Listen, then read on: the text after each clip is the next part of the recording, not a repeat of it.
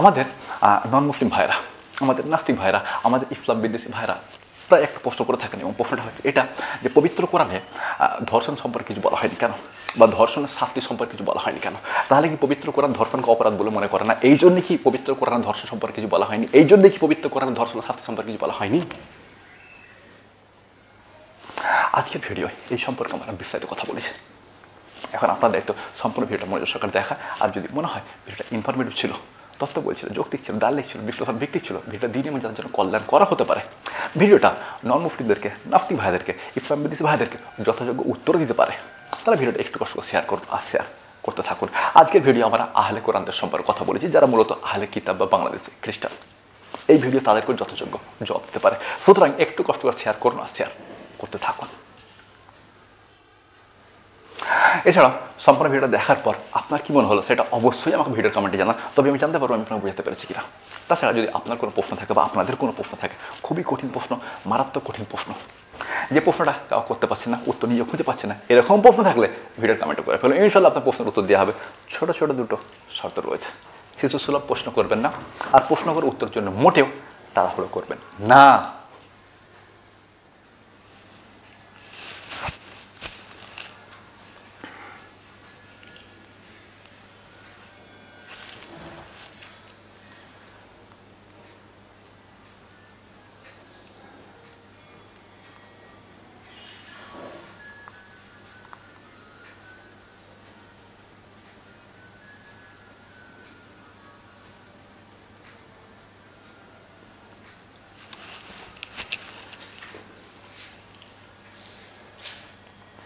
আসসালামু আলাইকুম।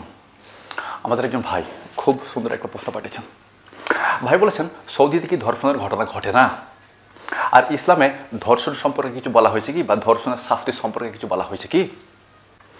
জি ভাই, সৌদিতে ধর্ষণের ঘটনা ঘটে, তবে সেটা একেবারে ন্যায়ের বরাবর, মানে ন্যায়ের মতো হয় না বললেই চলে, খুব কম হয়। পৃথিবীর অন্যান্য দেশের সঙ্গে তুলনা করলে সবচেয়ে কম ধর্ষণের ঘটনা ঘটে সৌদিতেই। যাই হোক, তারপর আপনি বলেছেন যে ইসলামের ধর্ষণ সম্পর্কে কিছু বলা হয়েছে কি, বা ধর্ষণের শাস্তি সম্পর্কে কিছু বলা হয়েছে কি? জি ভাই, ধর্ষণ সম্পর্ক বলা হয়েছে এবং ধর্ষণের শাস্তি সম্পর্ক বলা হয়েছে। আসলে ভাই ঘটনাটা এরকম যে আমাদের কিছু ইসলাম বিদ্বেষী, কিছু নাস্তিক এবং কিছু নন মুসলিম, এরা দাবি করে যে পবিত্র কোরআনে ধর্ষণ সম্পর্কে কিছু বলা হয়নি কেন? ভাই, পবিত্র কোরআনে বহু কিছু সম্পর্কে বলা হয়নি, শুধু ধর্ষণ নয়, পবিত্র কোরআনে বহু কিছু সম্পর্কে বলা হয়নি, এর জন্য হাদিস রয়েছে। তো তাদের বক্তব্য হচ্ছে পবিত্র কোরআন ধর্ষণ সম্পর্কে কিছু বলা হয়নি কেন? এই প্রশ্নের খুব ছোট উত্তর হলো, পবিত্র কোরআনে বহু কিছু সম্পর্কেই বলা হয়নি। আর ধর্ষণ সম্পর্কে বলা হয়নি কেন? ধর্ষণ অপরাধের মধ্যে সবচেয়ে নিকৃষ্ট অপরাধ। ধর্ষণ অপরাধের মধ্যে সবচেয়ে নিকৃষ্ট অপরাধ, এবং ধর্ষণ শব্দটাও মানব ইতিহাসের সবচেয়ে নিকৃষ্ট শব্দগুলোর একটা। এই কারণে পবিত্র কোরআনে আল্লাহ সুবহানাহু ওয়া তাআলা ধর্ষণ শব্দটা উল্লেখ করেননি। এই জন্য পবিত্র কোরআনে ধর্ষণ সম্পর্কে কিছু বলা হয়নি, কিন্তু হাদিস রয়েছে। ইসলামী আইনের দ্বিতীয় উৎসই হলো হাদিস। ইসলামী আইনের প্রথম উৎস হলো পবিত্র কোরআন এবং দ্বিতীয় উৎস হলো হাদিস। যাই হোক ভাই, আপনার প্রশ্নের উত্তরে বিস্তারিত কথা বলবো ইনশাল্লাহ। আপনার প্রশ্নের উত্তরে বিস্তারিত কথা বলবো ইনশাল্লাহ। তবে তার আগে ভাই আপনাকে বলে রাখি, আমার অবস্থা ভাই খুব খারাপ, জানেন তো। মানে গত দুদিন ধরে ভাই মারাত্মক জ্বরে ভুগছি, এবং এটা আমার মনে হয় কোনো ভাইরাসজনিত জ্বর নয়, বা কোনো জীবাণু টাইপের কোনো জীবাণুজনিত বা ব্যাকটেরিয়াজনিত জ্বর নয়, সাধারণ জ্বর। আচ্ছা ভাই, তবে মানুষের জ্বর আসে কেন? জ্বর কিন্তু কোনো রোগ নয়। আমরা ভাবি যে জ্বর হয়েছে, জ্বর একটা রোগ, কিন্তু জ্বর কোনো রোগ নয়। জ্বর হলো সিমটম। আপনার শরীরে কোনো একটা ভাইরাস ঢুকেছে, কোনো একটা জীবাণু ব্যাকটেরিয়া আপনার শরীরে ঢুকেছে, সেটাকে প্রতিহত করতে আমাদের শরীরের শ্বেতকণিকা ভূমিকা রাখে। এছাড়াও যখন শ্বেতকণিকা হেরে যায়, যখন তাকে প্রতিহত করতে পারে না, তখন আমাদের শরীর কী করে? আমাদের শরীরের তাপমাত্রাকে বাড়িয়ে নেয়, এটা ভেবে যে ওই জীবাণু ভাইরাস ব্যাকটেরিয়া হয়তো এই তাপমাত্রার কারণে মারা যাবে। তো এই কারণে জ্বর আসে। জ্বর কোনো রোগ নয়, জ্বর হলো সিমটম যে আপনার শরীরে কোনো জীবাণু ভাইরাস ব্যাকটেরিয়া ঢুকেছে। তো যাই হোক ভাই, এখন কাহিনী হচ্ছে এটা, ধর্ষণ সম্পর্কে ইসলামে কিছু বলা হয়েছে কি? আপনার প্রশ্নের উত্তর হয় বিস্তারিত কথা বলবো এবং ধর্ষণের শাস্তি সম্পর্কে বিস্তারিত কথা বলবো। প্রশ্ন হবে তো ধর্ষণের শাস্তি কী? ধর্ষণের শাস্তি হলো ব্যক্তিকে পাথর মেরে হত্যা করা হবে।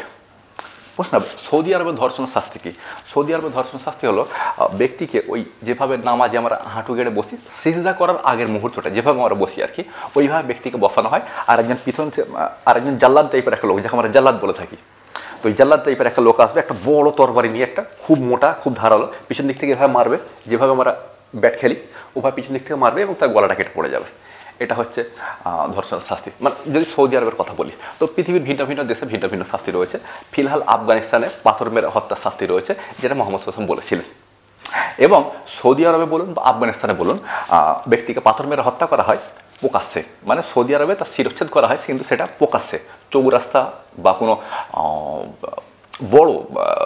বড় চৌরাস্তা, 5 মাথা 10 মাথা এরকম কোনো একটা রাস্তায় তাকে বসিয়ে তাকে হত্যা করা হয়। আর যদি আফগানিস্তানের কথা বলেন, তাহলে প্রকাশ্যে মাঠে বা কোনো বড় রাস্তার উপরে তাকে এভাবে হত্যা করা হয়। এতে করে দুটো লাভ হয়। এক, ধর্ষণকারী মানে যে মহিলার ধর্ষণ হয়েছে, ধর্ষণের শিকার মহিলার আত্মতৃপ্তি হয়, এটা একটা হয়। আর দ্বিতীয়ত, অন্য মানুষদের মনে ভয় জন্মায় যে যদি এই কাজটা আমি করি আমার ওই সেম শাস্তিটা হতে পারে। এছাড়াও যারা ধর্ষণ করে তাদের সাইকোলজি বলে যে ব্যক্তি একবার ধর্ষণ করেছে সে দ্বিতীয়বার ধর্ষণ করার সম্ভাবনা তার মধ্যে প্রচুর রয়েছে। ধর্ষণ যারা করে তারা একটা মেন্টালিটি, খারাপ মেন্টালিটি নিয়ে একটা ধর্ষণ করে, এবং যে ব্যক্তি একবার ধর্ষণ করেছে সম্ভাবনা রয়েছে ওই ব্যক্তি দ্বিতীয়বার ধর্ষণ করবে। আর এমনটা আমরা দেখেছি। যারা ধরা পড়ে যায় অন্য কথা, 10 বছর 20 বছর জেলে কাটিয়ে দেয়, তারপর তার মধ্যে হয়তো খারাপ গুণটা চলে যায়। কিন্তু যদি কেউ ধর্ষণ করে আর সে ধরা না পড়ে, তাহলে তার মধ্যে সম্ভাবনা রয়েছে ওই ব্যক্তি আর একবার ধর্ষণ করবে। এবং আমরা এদেরকে সিরিয়াল কিলার টাইপের, এদেরকে সিরিয়াল ধর্ষক বলে থাকি আমরা, মানে বারবার ধর্ষণ করে আর কি। আবার এমনটাও দেখা গেছে ধর্ষণ করেছে, তার শাস্তি হয়েছে, 10 বছরের শাস্তি হয়েছে, 15 বছরের শাস্তি হয়েছে, 20 বছরের শাস্তি হয়েছে, বের হয়ে আবার ধর্ষণ করেছে। তো এই জন্য ইসলামের ধর্ষণের শাস্তি মৃত্যুদণ্ড। আর তার শাস্তিটাকে যেন অন্যান্য মানুষরা দেখে, যাতে করে এই নিকৃষ্ট কাজটা থেকে তারা ফিরে আসে। তো যাই হোক, এই সম্পর্কে কি হাদিস রয়েছে? যে এই সম্পর্কে হাদিস রয়েছে, এবং হাদিস রয়েছে মিসকাত হাদিস নাম্বার 3572, মানে 3572 নম্বর হাদিস। আর এই হাদিসটা একটু বিস্তারিতভাবে রিপিট হয়েছে তিরমিজির হাদিস নাম্বার 1454-তে, মানে 1454-তে। তো বলা কি হচ্ছে, ঘটনা হচ্ছে এরকম, একজন মহিলা নামাজের উদ্দেশ্যে, মানে মসজিদে নামাজ পড়তে যাওয়ার উদ্দেশ্যে বের হলেন, কিন্তু রাস্তায় তাকে কোন একজন পুরুষ ধর্ষণ করলো, এবং ধর্ষণ করে সে দৌড়ে সে পালিয়ে গেল। ধর্ষণ করেছে, দৌড়ে পালিয়ে গেল। তো তারপর মহিলাটা খুব জোরে চেল্লালো, ওই পুরুষ আমাকে ধর্ষণ করে পালাচ্ছে। এভাবে মহিলাটা যখন চেল্লালেন, তখন পাশ দিয়ে তার পিছনে একদল মুসলিম যাচ্ছিলেন। তো তারা ওই লোকটাকে দৌড়ে গিয়ে লোকটাকে ধরে ফেললো। ধরার পর তাকে মুহাম্মদ সাল্লাল্লাহু আলাইহি ওয়াসাল্লামের কাছে আনা হলো যে আল্লাহ রসুল, এই ভুলে যাচ্ছি আমি হাদিসটা, আল্লাহ রসুল এই মহিলাকে এই পুরুষ ধর্ষণ করেছে। আর মহিলা বললেন যে হ্যাঁ, এই পুরুষ আমাকে ধর্ষণ করেছে। মানে এখানে মহিলা নিজে সাক্ষী আর তার সঙ্গে এতগুলো সাক্ষী আছে। তো মুহাম্মদ সাল্লাল্লাহু আলাইহি ওয়াসাল্লাম তখন মহিলাকে বললেন যে আজহাবি ফাকাদ গাফারাল্লাহু লাকি, আজহাবি তুমি চলে যাও, ফাকাদ গাফারাল্লাহু লাকি, আল্লাহ সুবহানাহু ওয়া তাআলা তোমাকে ক্ষমা করে দিয়েছেন। আর একটা কথা যেটা আমি আগে বলতে ভুলে গেছিলাম, যদি কোনো মহিলা ধর্ষণের শিকার হন, তার ধর্ষণকারীকে তো শাস্তি অবশ্যই দেওয়া হবে। এ কারণে ওই মহিলা যদি কোনো ছোটোখাটো গুনাহ করে থাকে, তার সেগুলো সব মাফ হয়ে যাবে, যেহেতু সে ধর্ষণের শিকার হয়েছে। এটা আর একটা বিষয়। তো যাই হোক, মুহাম্মদ সাল্লাল্লাহু আলাইহি ওয়াসাল্লাম বললেন যে আজহাবি, তুমি যাও, ফাকাদ গাফারাল্লাহু লাকি, আল্লাহ সুবহানাহু ওয়া তাআলা তোমাকে ক্ষমা করে দিয়েছেন। মানে তোমার পূর্বের গুনাহগুলোকে আল্লাহ সুবহানাহু ওয়া তাআলা ক্ষমা করে দিয়েছেন, তুমি যাও। ফাকালা লির রাজুলিল লাজি ওয়াকা আলাই হারজুমুহু, মুহাম্মদ সাল্লাল্লাহু আলাইহি ওয়াসাল্লাম বললেন যে ওয়াকালা লির রাজুলিল লাজি ওয়াকা আলাই হারজুমুহু। তারপর যে ব্যক্তি ধর্ষণ করেছে তার সম্পর্কে মুহাম্মদ সাল্লাল্লাহু আলাইহি ওয়াসাল্লাম বললেন যে আরজুমুহু, তাকে পাথর মেরে হত্যা করো। এটাকে আরবিতে বলা হয় রজম করা। আর জুমুহু, তাকে রজম করো, তাকে পাথর মেরে হত্যা করো। এটা মিশকাত হাদিস নাম্বার 3572, মানে 3572 নম্বর হাদিস। এই হাদিসটা একটু বিস্তারিতভাবে তিরমিজিতে রয়েছে, হাদিস নাম্বার 1454-তে। এই হাদিস আবু দাউদে রয়েছে। যাই হোক, আমি আর সেখানে যাচ্ছি না। তো এখন কাহিনী হচ্ছে এরকম, আমি যেগুলো বলেছি এগুলো সব আমি আরবিতে বলেছি, একবার বাংলা হাদিসগুলো একবার দেখে নেন। যাই হোক, আপনি মনে দেখে নিয়েছেন। এরপর ধর্ষকের শাস্তি সম্পর্কে মোহাম্মদ হাসান যেটা বললেন, সেটাও এখন আপনার স্ক্রিনে।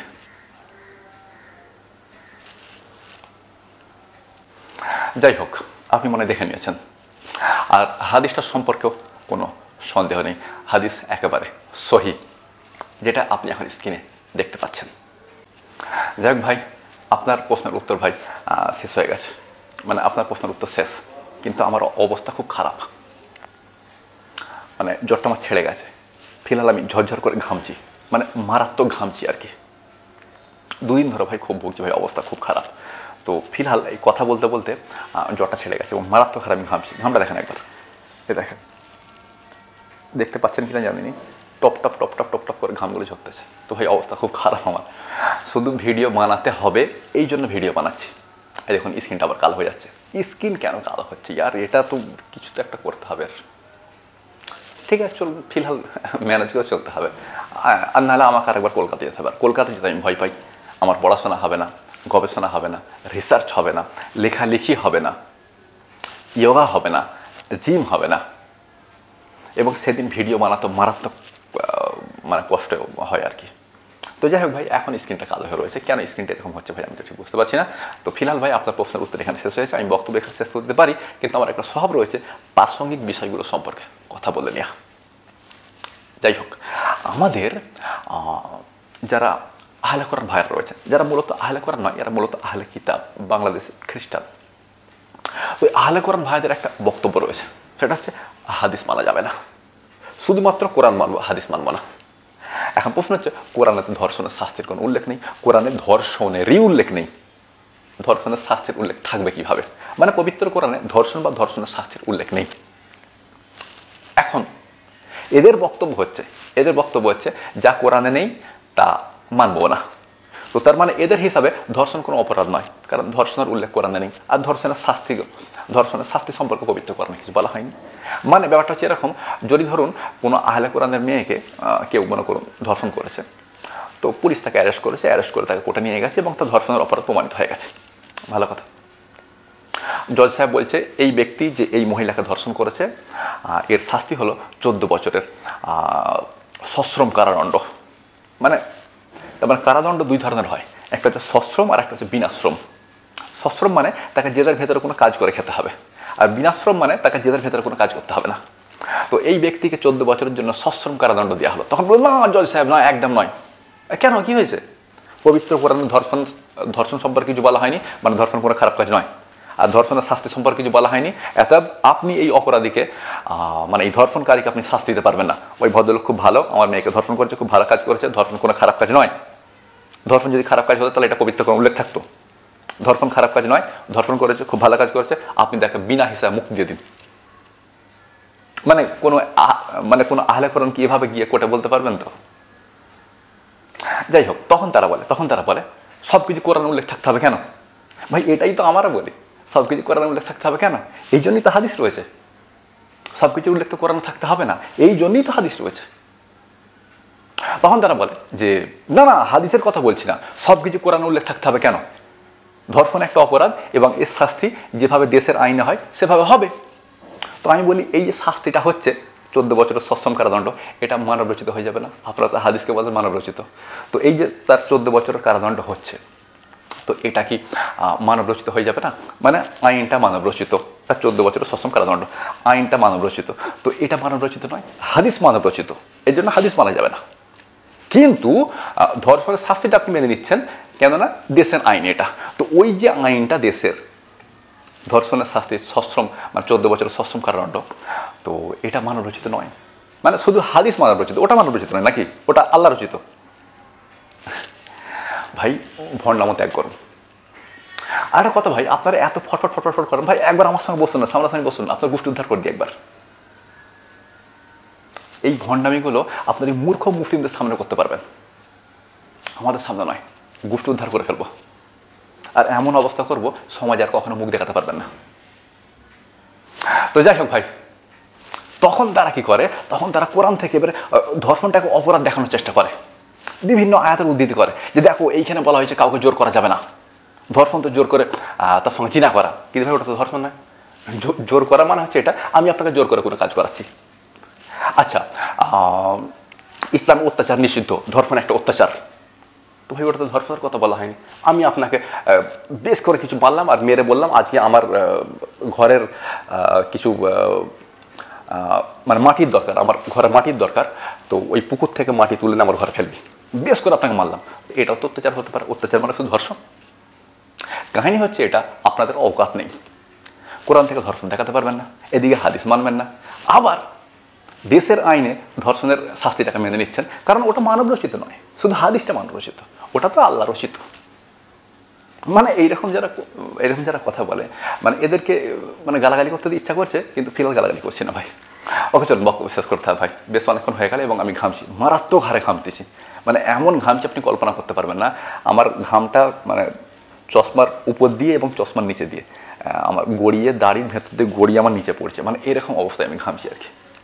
এমনকি আমার এখানে যে মাইকটা থাকে ওই মাইকটা পর্যন্ত ভিজে যায় মাঝে মধ্যে, মানে সেই দিনকে তো এই মাইকটা ভিজে গেল, মানে গতকালকে মাইকটা ভিজে গেল।